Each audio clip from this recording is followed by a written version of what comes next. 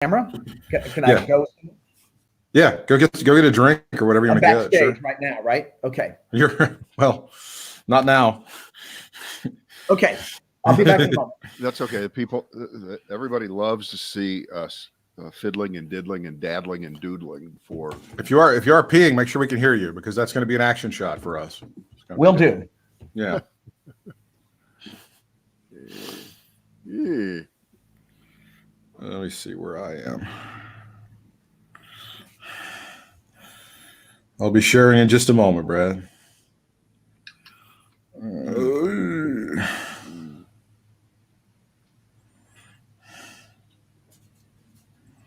All right. Here are the following topics that we can't talk. Mitt Romney, the looming recession. That's definitely not worth talking about. Yeah, we can't talk about that. I'm going to tag you too, Dr. Broad. Here it comes. Should be coming up in your feed now, if you want to share it. I got your feed right here. Right here. Oh, did you see that the other road warrior, Joe Laurinaitis, just died? No. He was the father of that linebacker from Ohio State, that Laurinaitis kid. Oh, really? Yeah. Yep. James. Yep. It's his dad. He just died. And Road Warrior Hawk died many years ago.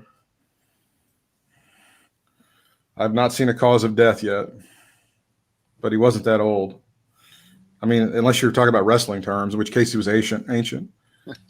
So Gail Sayers, I saw. What, was 57? Yeah, probably nice. I'm sure he was in his 60s, but.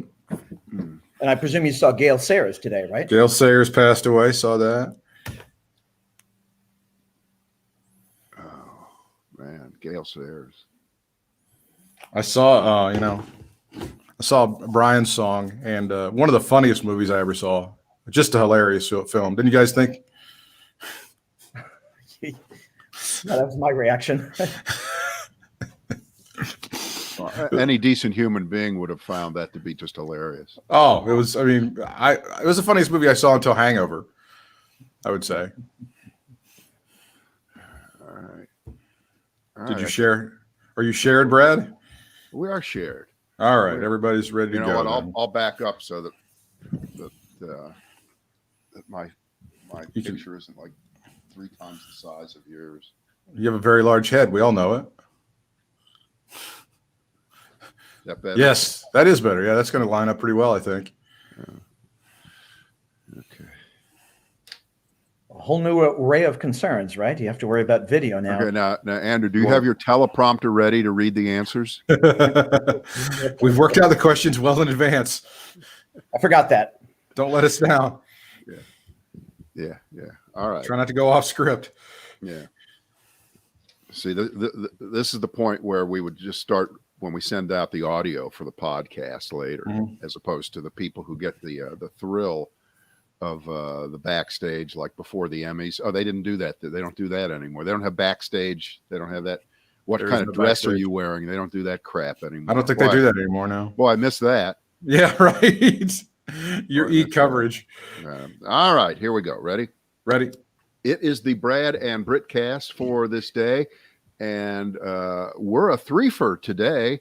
It's Brad and Britt, and all around great guy, economist, professor, consultant, and we always give out the worst Jew in the world award occasionally. We've given it to Michael Cohen at times, Jared Kushner at times. Andrew gets best Jew in the world constantly. He owns the trophy. He owns the trophy. And we're so glad you're with us today. It's been a long time. Yeah, it has been. Glad to be here. Retired professor, actually. Oh, wow. Look at you. Sorry, this is just with politicians. You get to be Senator blank forever. You get to be Vice President blank forever. Why can't you be Professor Broad forever? Good point. I'm going to use that from now on. No apologies necessary. We're going to talk a little economy first here, and then we can just veer off into any gutter off the side of the alley that we want to. And you pointed out something yesterday. I saw you put a post up on this, and we could start with any one of Trump's 8,000 lies on 8,000 subjects, but he keeps saying how the last few months, more jobs have been created than in any 3-month period in the history of the United States. So therefore, reelect me. Would you please dissect that and just make sure that the people understand what a load of crap that is? It is a true statement. It is also a load of crap. I mean, that's the world in which we live these days. Something can be both true and incredibly misleading. Earlier this spring, we shed in just a couple of months something like 22 million jobs. That was the biggest loss of jobs we'd ever seen. I mean, we don't have good data for the Great Depression, but I don't know if there were 22 million people working back then. This was an incredibly large drop. And it's true that we have gained back millions of jobs. And so if you start the clock, in June of 2020, wow, this is amazing. We've added something like 10 million jobs. We've never done that before. But here's the kicker. We're still 11 million jobs below where we were in February. And Brett, I shared a graph with you that showed that during the most we ever fell during the Great Recession of 2008, 2009 was 8 million jobs. That was a horrible recession, a deep recession, an extended recession, and we lost 8 million jobs.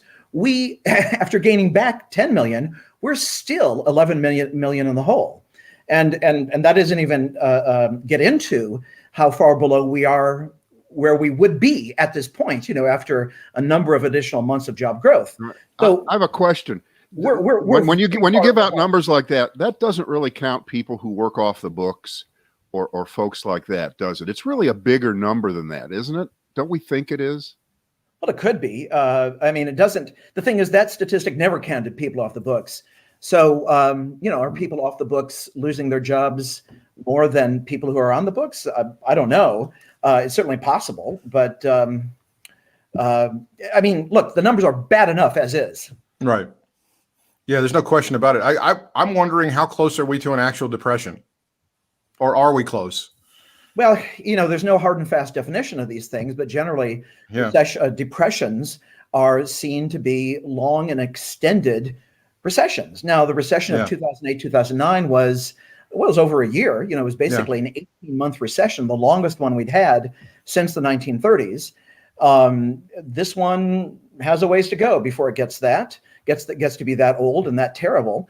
But, the thing is, there was, back a few months ago, when people talked about a V-shaped recession, it wasn't necessarily a ridiculous thing to think. It wasn't necessarily a ridiculous thing to hope for at that time. But it's not looking like that's going to happen now. At best, it's going to be a hockey stick shaped recession with a long and slow recovery, because we haven't done the things that we needed to do to sustain this economy during this astoundingly weird and historically unprecedented downtime. In 2008, 2009, it was a deep, difficult, brutal recession that we slowly came out of over the next 10, 11 years. But there wasn't a fundamental restructuring of the economy coming back in the way that we've seen in such a short period of time, where a lot of jobs, they're truly never coming back in the form that they were. The airline industry, if it ever looks anything like it did a year ago, it's going to take 5 years. Who knows how long it will take? It's just not going to come back overnight. So doesn't that make it seem that we've got things baked in right now that have been baked in for the last few months that are humanly impossible to change in any kind of short-term time frame, especially before that special day in November, as someone once said. Yeah. Oh, the day when we're all going to be vaccinated against the. That's the one. That day. Yeah. I'm always a little skeptical when I hear people talk about how things will never be the same. Every time something happens, there are discussions of what the new normal is. I think I'm less skeptical this time, but I'm still a little skeptical. I mean, after all, one of the things that I think we understand is that there's a benefit from being near other people, not just in terms of efficiency and productivity and creativity, but also because we like being near other people. Mhm. I've been in here, my home office, for a number of months now, and I'd like to get out. Of course I do, but I don't go to meetings. One thing that I think, I'll give you an example of something that may never go back to the way it was. My consulting business is as an expert witness in lawsuits. And so I get deposed as an expert witness on occasion. During the coronavirus crisis, it's happened 4 times. And each time it's been right here in my home office with Zoom or some related kind of software app.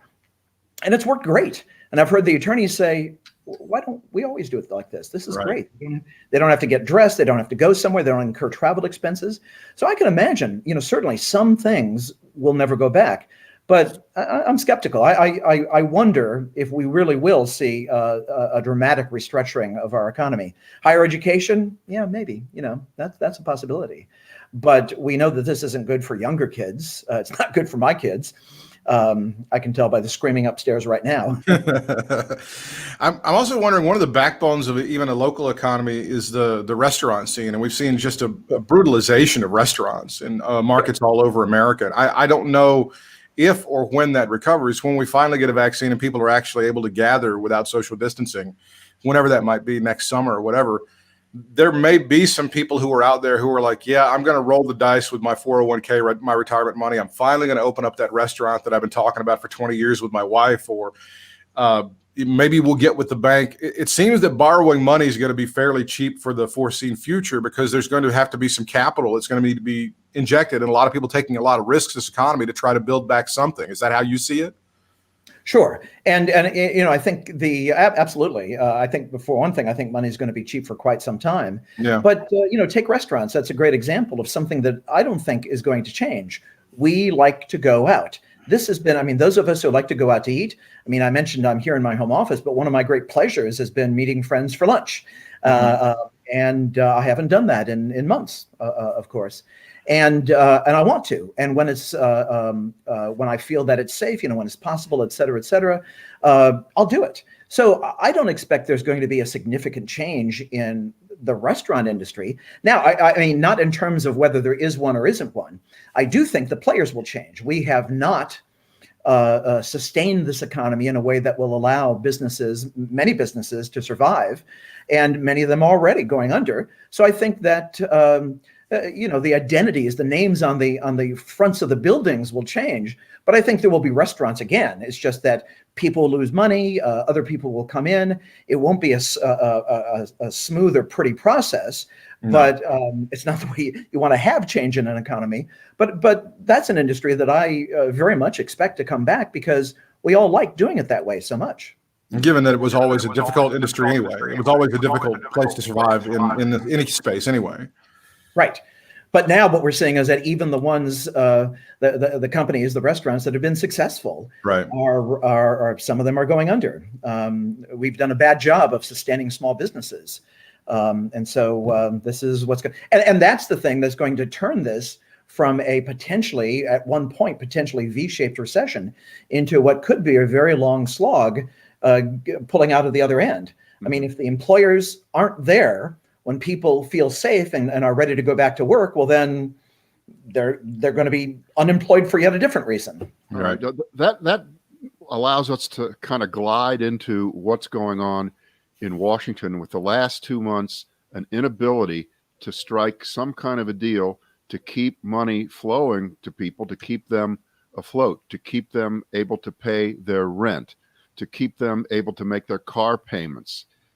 Which is what got us apparently through March and April, when they really saw the wolf at the door, and suddenly the Congress was able to act very, very quickly, and the president signed off on it very, very quickly. And now you get this feeling that because everything is political and everything is advantage, the Republicans are somehow seeing more of an advantage in not compromising, not throwing more helicopter money at people to keep them afloat, and they can get their act together instantly to put in a brand new Supreme Court justice to fulfill the ideological wet dream of Ronald Reagan and Jerry Falwell from 1980. They can do that instantly, but they cannot give on this kind of deal, which would help get us maybe to the end of the year, which Donald Trump doesn't care about the end of the year. He only cares about November 2nd or 3rd, and so do Republicans. And I think it's really cynical. And I'm sadly hoping that there really are millions and millions of people who are hurting badly enough that please don't give Donald Trump another chance at this.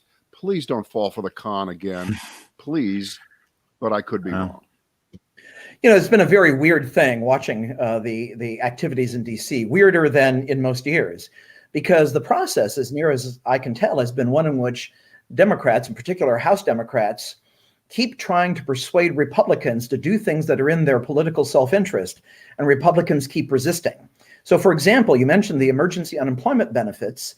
Apparently, they had to be pressured into it in exchange for Democrats giving them their, incredibly ineffective PPP loan program, various other things that they were looking for. They finally agreed to emergency unemployment benefits, which you got to understand is very tough for Republicans to do, because on a very fundamental level, they think that anyone who's unemployed is a lazy slacker, and is not deserving of benefits. They find it very difficult to see such benefits as a means to an end, like saving an economy. And I think we used to joke about the fact that the Republicans would rather see 10 million people get no benefits rather than one person who may not deserve it get the benefit, because that's too painful to see one person undeserving get it versus the 10 million who should get it. Well, I think the most revealing reporting that we had on that is something that came out a number of weeks, maybe a couple of months after the CARES Act was passed. And it was, I think, the New York Times reporting about what was going on in the White House at the time. And the reporting was that Trump was incredibly angry that he had signed the CARES Act, or more to the point that it included emergency federal unemployment benefits. And he reported to have yelled at Steve Mnuchin, the Treasury Secretary, who was the point man for the White House in the negotiations, because, of course, it's only the White House and the House Democrats. Mitch McConnell just sits around doing this, waiting to see what Trump does. And so Mnuchin, quote unquote, allowed those benefits to happen, and Trump was really, really angry. So, there's no way in hell, apparently, that they're going to be part of something else. I mean, Trump has, we do have this sort of very much watered down benefit that, hits people very unevenly. It's just not clear that it's certainly not a good idea. It's certainly not what could have been done, but that's all we have. It was that infamous question that Ronald Reagan asked in 1980. He asked, are you better off today than you were 4 years ago? Asking it to the American families economically, if they were better. And even before all of this economic collapse happened because of COVID-19, I often question if the economic situation of the average American had improved that much. What I was seeing anecdotally was that a lot of people who were working 2 or 3 jobs still had to work 2 or 3 jobs. They still had very high debt. The tax cuts that barely trickled down to the average Americans hadn't really impacted their lives so much. Do you have any hard data that would suggest that maybe things weren't all that great back when they were that great? 4 years ago? No, I'm talking about before the COVID-19 hit earlier, like in the spring. I mean, that's right. That's right. I'm sorry. I was trying to kill a phone here. Because this is part of the Donald Trump economic, we created an economic juggernaut, and we'd still be rocking along if it wasn't for this damn virus. Greatest economy in the history of the world. Joe Biden created this virus in China and killed everything. No, right. He wants us to remember what things were like. He wants us to forget everything that's happened since February, right? He wants us to think only about how things were in February or January of this year. No, I mean, the state of the economy then was, basically good. Giving Trump credit for it is, I mean, the only way you can really give Trump credit for it is in a very backhanded way. He didn't screw it up. He inherited a long, but, kind of slow expansion from Obama. And, since Trump took office in these 3 or so years, I guess really 3 years leading up to the virus, in those 3 years, the economy continued on that same upward trend. But by no means was there supercharging of the economy. There wasn't an increase in job growth, in the rate of job growth. There were more jobs created, of course, but they weren't being created at a faster pace than they had been. If anything, it was a slightly slower pace. GDP was growing at about the same. The stock market at first was going up faster, and then it wasn't, and now it really isn't. Except now it is again. Yeah. You cannot, unless you have much better eyes than I or any other fair-minded person has, you cannot look at a graph of the data and see a change that happens in early 2017. And in fact, what's the signature economic policy accomplishment of the Trump administration? Those December 2017 tax cuts that were promised. The promise was that they would spur job growth, business investment, et cetera, and none of that happened. There has been no increase in the pace of job growth. There's actually been a decline in the growth of business investment. Really, all it did, and when partisans say things like this, there are times when they're right. All it really did was spur stock buybacks, corporate stock buybacks, and it left a lot of rich people with more money in their pockets. But, the Republican dogma is that more money in rich people's pockets means more jobs. It just never works out that way. But I see some sort of parallel, because when we had this great recovery from the Great Recession of 2008, I remember for many years they were like, well, the corporations just kept the money in abeyance. They never really spent it on investing in factories. And in fact, I think there was a record amount of money that was held in cash by American corporations for, 10 years or whatever after the recovery was made. And now, as you see, with the tax cuts that were given to a lot of these corporations, all they did was do stock buybacks. They haven't done a lot of things to create economic growth, like buying a new factory, buying a new piece of land, opening up a new facility, anything like that. Yeah, and the thing to remember in that is that in economics, investment isn't putting money in a 401k. That's just sloshing money around. Investment is creating productive assets. Right. And you're exactly right. Corporate America has not been doing that. I mean, they have been doing it, just not at any particularly faster pace than they were. Right. One of the things that we saw during and it really wasn't a very good or fast recovery from the Great Recession. Mm-hmm. It was a slow slog. There's certainly blame to go around, mostly on the who party, but it was kind of a slow slog of a recovery. But it's also true that corporations, as you said, were sitting on piles of cash. And so you had this dilemma. We needed to have more spending. And so someone had to do it. Well, households were in trouble. Small businesses couldn't afford it. State and local governments were strapped. Large corporations could have done it, but they weren't. And, there was no law that said they had to, except the law that allowed them to have all that cash in the first place, the tax code. And so the only entity in the economy that had the ability to spend beyond its means was the federal government. Correct. But back in the wake of the Great Recession, as you recall, we were in the throes of this mythology about the horrors of federal deficits. Mm-hmm. That was the era of Simpson Bowles. That was when even the inside the Beltway media joined with centrist Democrats and of course all Republicans to talk about how terrible debt was. Yeah.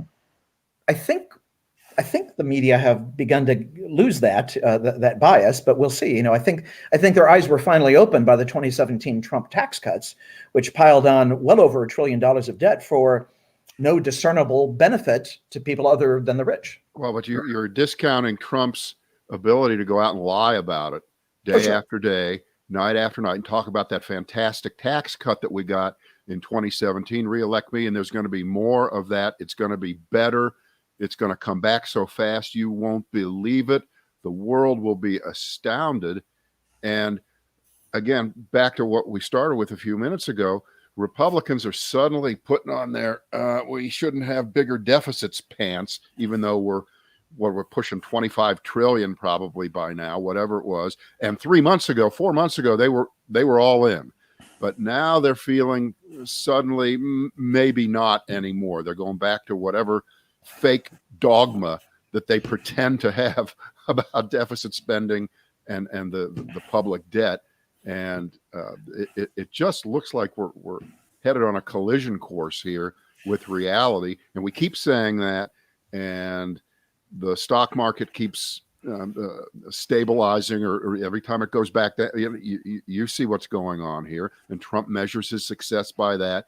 And he goes out there, and we have people who show up at these rallies, and we should not, for anything, think that the people who show up to the rallies are the real Americans who are going to decide this election. They're already on Trump's team. I'm just guessing. He doesn't have to convince them. It's the boat parade people. The boat parade people are the ones that are going to decide this election. Those are the ones. But those aren't the stockholders of America. But Trump gets up there and brags about the stock, and they cheer. Yeah, they cheer, and it has almost nothing to do with them. And here's Trump, who equates the great economy with a 27,000 on the Dow stock market. Talk about the wide gap between Main Street and Wall Street, or as Joe Biden likes to say, Main Street and Park Avenue. He's using Park Avenue, not Wall Street. I thought he was using Scranton. Wall Street, Scranton. Right, Scranton, right. It works. Whichever one, yeah. Yeah, I mean, no one who knows anything, which obviously excludes our president. No one who knows anything sees the stock market as anything other than one of many indicators of the economy. I mean, it's an indicator. It's not a particularly good indicator. There's a joke among economists about how the stock market predicted 9 of the last 5 recessions. It goes up, it goes down. Shit happens. Yeah.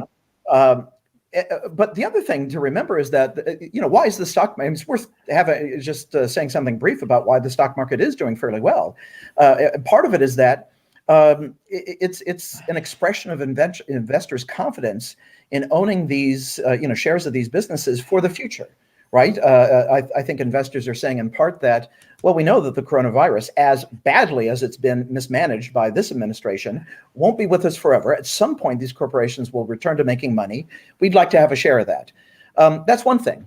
Another thing is that with historically low interest rates, what else are you going to do with your money? And of course, the third thing is something that's kind of a inside baseball thing, which is that when you value businesses, the lower the interest rate, the bigger the value. It has to do with present discounted flows of future profits, and it's just arithmetic that when interest rates are low, business valuations are higher. So that gooses investors' willingness to invest in them now. So it is what it is. It's not nothing, but it really doesn't tell us much about the economy. When I think about what's my go-to single indicator of what's going on in the economy, I think of jobs. I think of payroll employment. Right. GDP that can be skewed by a weird income distribution, and ours is weirder and weirder than it was, much weirder than it was 50 years ago. And so if the rich people all do really well and the rest of us don't, well, it can look like GDP is rising. Well, so job growth is really the best one, and job growth is the one that's in the tank, obviously. Have you done any work or thought about some of the changes in the way we measure our economy? Because my guess is that we're measuring the economy the same way we did 20 years ago, maybe 50 years ago.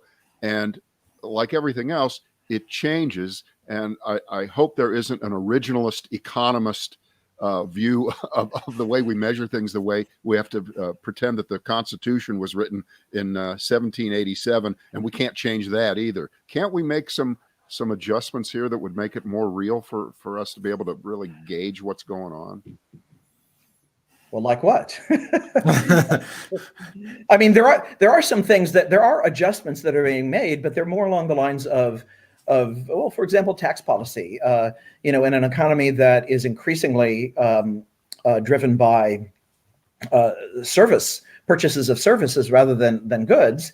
It's always been a little crazy that goods have been taxed by sales tax, but services haven't. Mm-hmm. So there's been some movement to acknowledge that change, that reality. I think there have been some adjustments in how states tax driving. If cars are increasingly energy efficient or running without gasoline altogether, then maybe you need to do something other than a gas tax to fund roads. But in terms of basic measurement, we do the best we can in terms of, and when I say we, I mean economists, and really I mean government economists. They do the best they can in terms of factoring in technological change, product improvement, and certainly non-market goods like household services, and so they're aware of all of these failings, and I think the bottom line has to be, at the end of the day, well, that's two metaphors. Bottom line is, at the end of the day, I'll come up with another one. I think we have to accept that our economic measures can't measure everything. From time to time, there are efforts to have like a gross satisfaction product or, gross well-being product. And they're always, very interesting exercises. And they may be right, but no effort like that is going to be without controversy, disagreement. And the one thing we do know is that as flawed as they are, our economic statistics measure what they measure. And we can always talk about the limitations. And chances are, when we identify a limitation, there's already a statistic to address that. So, quick example, unemployment. The federal government produces 3 or 4 or 5 different unemployment rates because it understands that the one that we usually report has its limitations. It doesn't describe everything. We have a group of people in America, they're called essential workers. That's just about everybody that's doing stuff that you're not doing and I'm not doing. And How dare you? Not doing. Yeah. Wait a minute. No, I'm an essential worker. I want everybody to know that. Right. Well, you're essential. I don't see you working very much. You are just a dog. You're just a dog. Maybe right now. But, I'm kind of kicking it right now. No, but you get the point. The people who work in grocery stores, the people who are doing all kinds of jobs that they don't make very much money in, that have to be done for the country to not completely collapse tomorrow.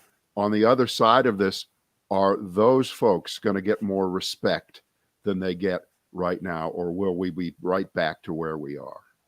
Oh, I expect we'll go right back to where we were.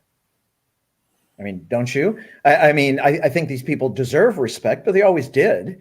And they never got it in the past. I mean, whether they were working in grocery stores or, city workers, there's a real class divide in the way this recession, or whatever it is, well, it's certainly a recession, but it's the weirdest one we've ever seen. But there's certainly a class divide in how this recession affects people. The unemployment rate, as it often is during a recession, is much higher for people without college education. It's much higher for blacks than for whites. It's the 2008-2009 recession was odd in that the unemployment rate was initially much higher for men than for women because it was so focused on manufacturing and construction. I actually don't know how this one is affecting the sexes in that way. But this is why you'll sometimes see people talk about a K-shaped recovery, for people who are doing well, people who are well-educated, who can, I guess, work from their homes or have teleconferences and so on. The recovery is moving along rather well. But for those, that's the top of the K, of course. But for others, it's still not looking good at all. And these are not just, you mentioned essential workers, but there are a lot of people who have just been restaurant workers, for example, people who have been thrown out of jobs because either governments have banned people from patronizing their businesses, or people don't want to because they're scared.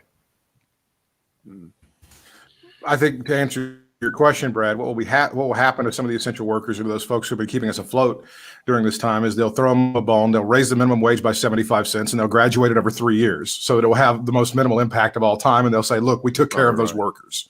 I think that, honestly, and I hate to be cynical like that, but I believe and then they'll pat themselves on the back for taking care of the American workers. I think you're wrong. I think you're wrong. Okay. I think you're wrong for a very disturbing reason. You're such an idealist. If the only way the minimum wage will be raised is if Democrats have some power in Washington. The one thing that we know is that even though strong majorities of Americans want to see the minimum wage increased, even a slim majority of Republicans want to see the minimum wage increased, The percentage of Republican senators and Republican congressmen who want it raised is, let's see, checks notes, 0. There's no, and the reason is, as near as we can tell, because in recent years there have been some surveys of the political views of the very rich, and it just so happens the very rich, they're not just very different from you and I, they also have very different policy views. And one of the things they hate is increasing the minimum wage. And so Republican politicians, at least in DC, are moving very much in lockstep with the wishes of their rich donors. You look at their positions, especially in economic policy, they tend to match not what the voters want, even Republican rank and file voters, but they tend to match what the rich donors want. And so I don't think they're going to raise the minimum wage even as a sop, if they have anything to say about it. So in this world, if the people who call themselves Republicans out there in America are 50% plus 1, that's actually 0, right? Is that how that works? It doesn't count. It's an electoral college, Brad. We're looking at the electoral college, and the electoral college doesn't want us to raise the minimum wage, apparently. Right. Oh, and obviously each house has the ability to block anything done by the other house. The reason everything's moving so quickly with Ginsburg and all the judges, what has the Senate accomplished? Lots and lots of judges approved after slow walking virtually every nomination made during the Obama administration. They can do that because they don't have to have the House's agreement. Anything that involves, actual legislation, involves certainly spending and appropriations and taxes, has to be approved by both. And so long as there is a divided leadership on Capitol Hill, nothing's going to happen. Right. Did either of you guys catch any of the debate last night between Cal Cunningham and Tom Tillis? I heard highlights. Right. They do their best to kind of hide that it was going on. It was in our area. It was on WGHP.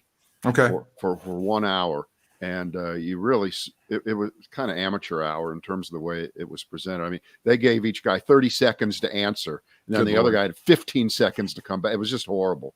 But the question I'm asking is, the Democrat Cal Cunningham is definitely reading from the playbook of, I'm not going to make this about Donald Trump. I'm going to make it about Tom Tillis. I'm going to go straight at him, and I'm going to leave Trump out of it. And I guess that's going on all over the country in these similar Senate races, probably in Colorado, but maybe not. Maybe other people are trying to tie that Republican senator straight to Trump. Is that a smart move, to just go with the next judge that Trump appoints is probably going to take away your health care, the right of women to choose an abortion, and all these things? Or should Donald Trump be more of the focus? I think there should be more of a balance, because I heard the wheels going in Cunningham's head. Don't say Trump. Don't say the word Trump. And I'm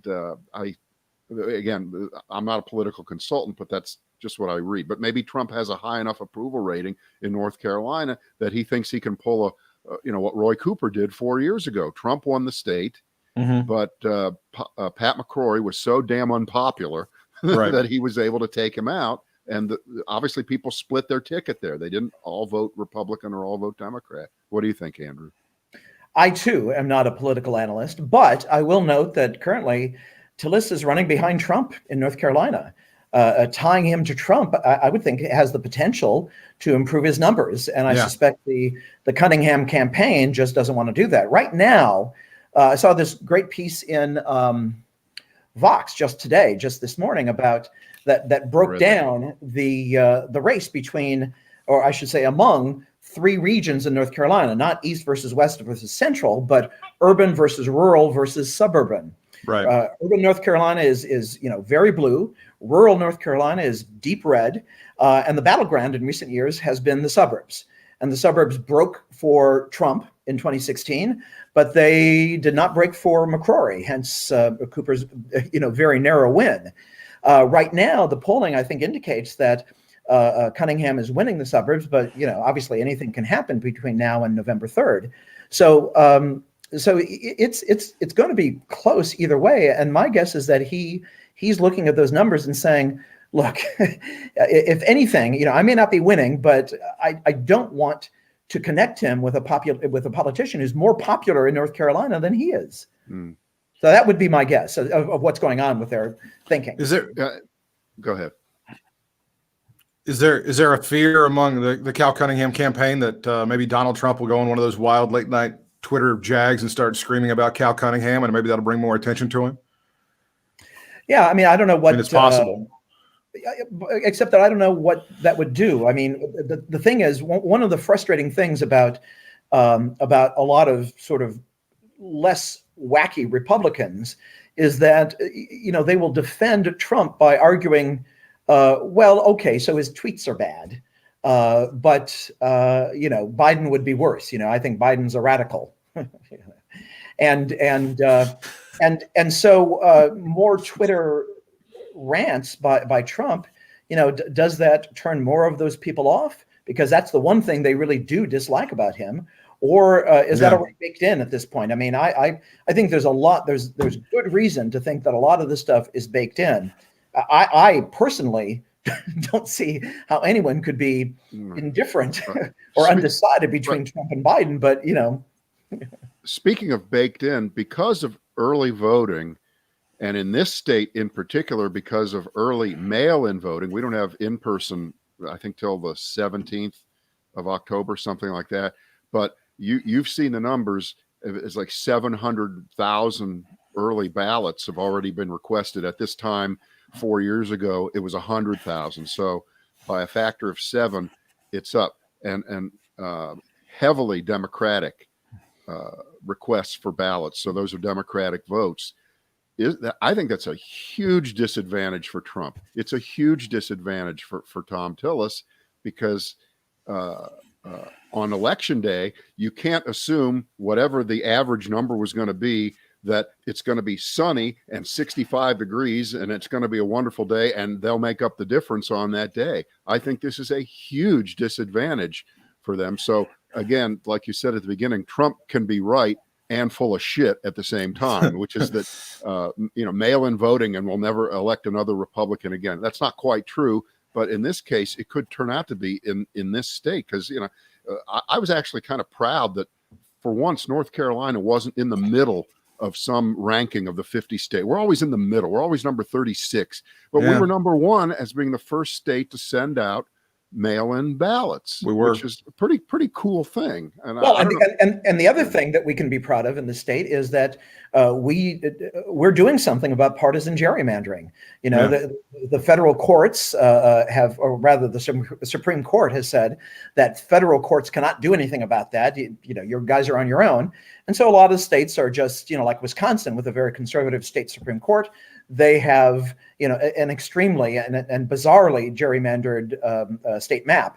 North Carolina won't. And so all I care about is a fair map. I know that I probably should support sticking it to the Republicans after these 10 years, but I really just want a fair map. And frankly, I think that's where North Carolina is headed. That's another good thing. Another reason why we're not just another Southern state, that we're a little bit different. We're going to miss Mark Walker, aren't we? We're going to miss him so badly. We're so sorry he needs to spend more time with his family. There's a guy that said, my God, they actually drew the map more fairly. I can't win anymore.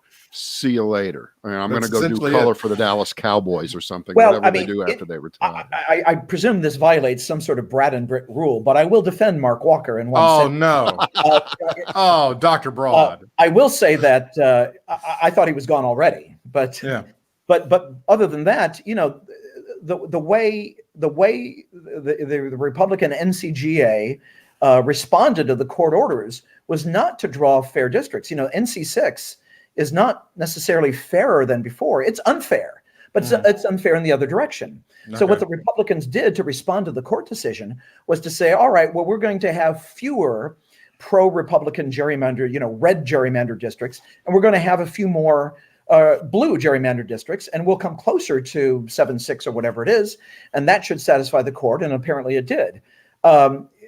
Ideally, we would have, you're never going to have a situation where every district is equally contested. I mean, there's going to be more of something. I mean, Kansas will always have more Republicans than Democrats, but North Carolina is pretty well split, and I think we need to aim for a fair map.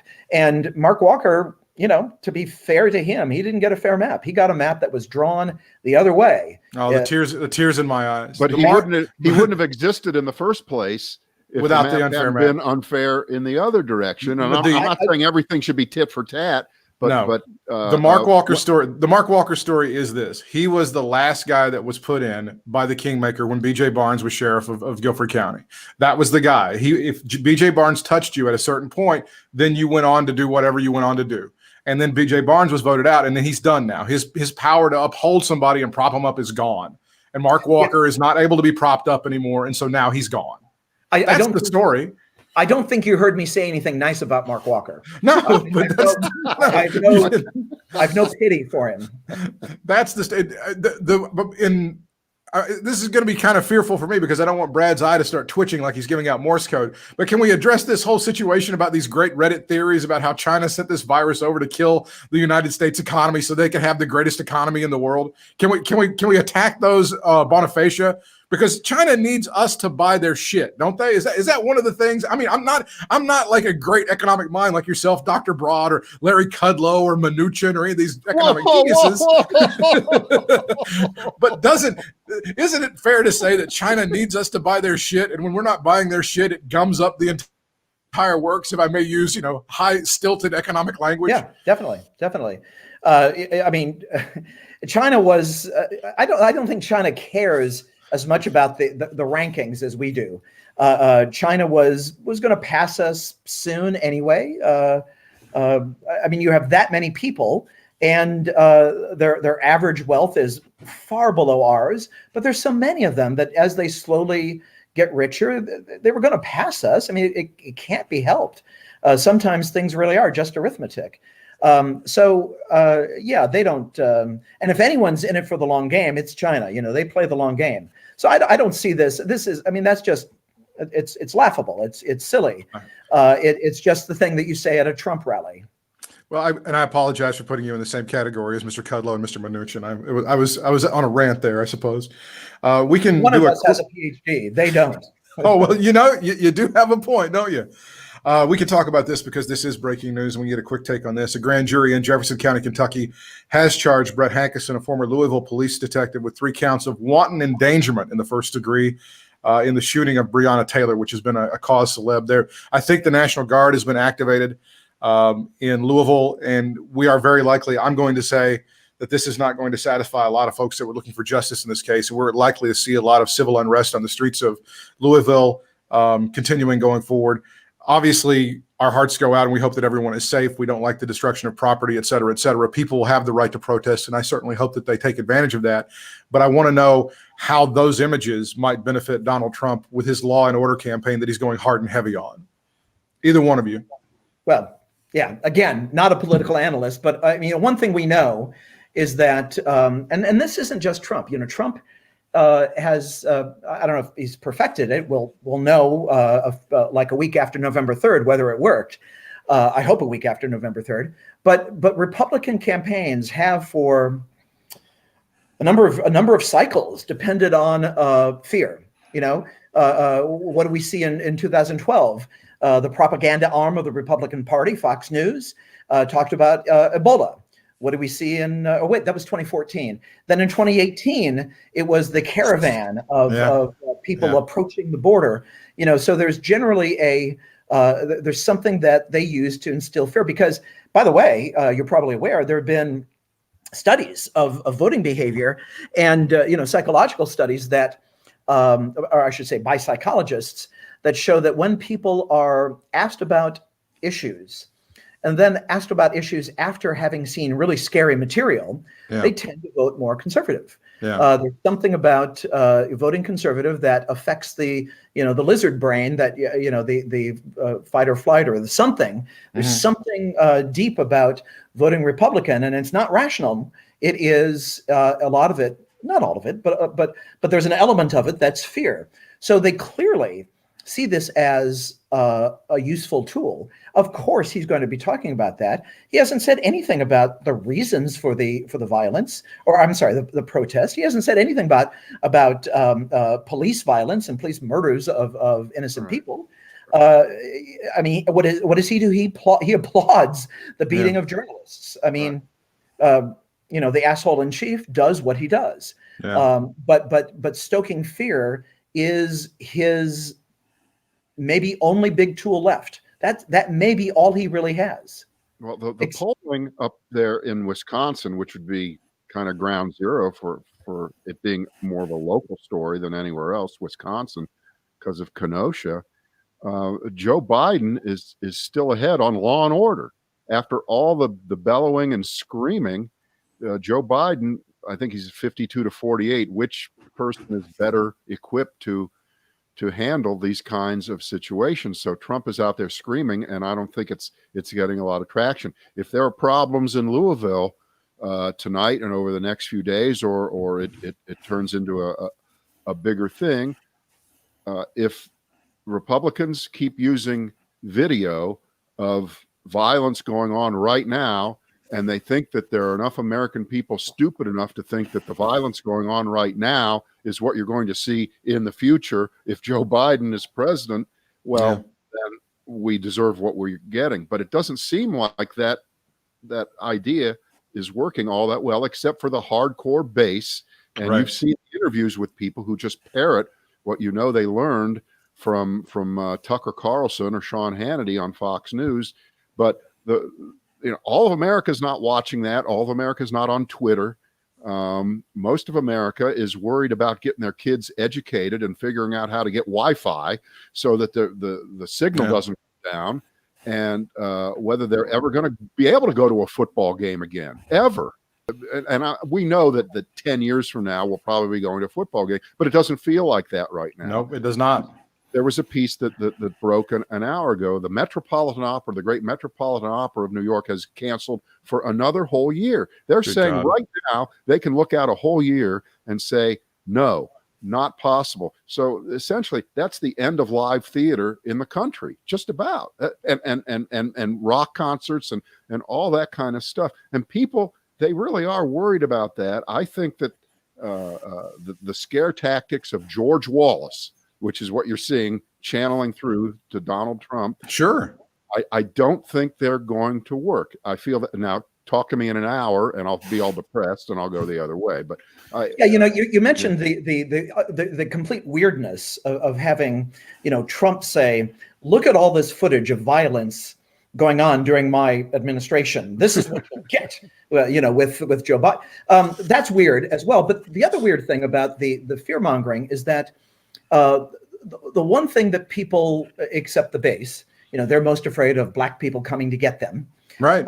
But what most people are most afraid of is how to deal with the coronavirus, how to get their kids educated, how to get their job done, how to put food on the table. Right. That's something that a lot of people, I don't know, I guess I haven't seen any polling, but I would think more people are afraid of that than the other stuff. And so Trump's threading this needle. Right. You need to be afraid about. See, they're trying to call you. You're getting all the work. Nobody else can get a job. Yeah, people are watching this right now and calling me right now. So Trump is threading a needle. So you need to be afraid about this thing, but not that thing. Be afraid about the black people, but not about the virus. Right. And that's really a very interesting balancing act, and it's hard to imagine how it can work. But again, it doesn't really matter. He doesn't need to attract many. I mean, I'm not a political analyst, but I know what numbers are, and he has this stubborn 40 to 42% approval rating, and as long as that the approval rating is reflected in votes, and as long as those votes are spread out in a sufficiently thin but convenient geographical manner, right, he can win once again with a minority of votes. He stays in the game. Yeah, he doesn't care about appealing to the majority. He just needs to make damn sure that his base is scared enough to get out there and vote. Gentlemen, I think that's going to be a good place to leave it. Fear. All right, the powerful Rod. best in the business as far as we're concerned. You're great. You're great. We want to do this again in a couple weeks or a month, whenever. We need to do it definitely before the election. Yeah, for sure. How about that? One more time, and we'll wrap it up right there. All right, Andrew Broad. Thank you, everybody.